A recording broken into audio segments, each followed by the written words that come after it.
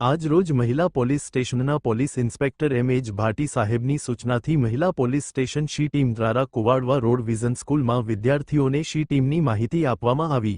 અહેવાલ સંજય પોપટ।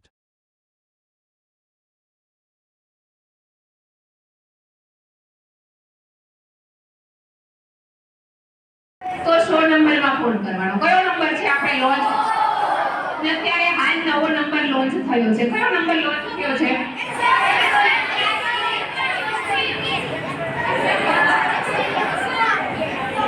112। સાંભળો પ્લીઝ સાયલેન્સ। અત્યારે ગુજરાત સરકાર દ્વારા તમારે કોઈ પણ તકલીફમાં કોઈ પણ મદદ મેળવવા માટે તમે 112 ની મદદ લઈ શકો છો।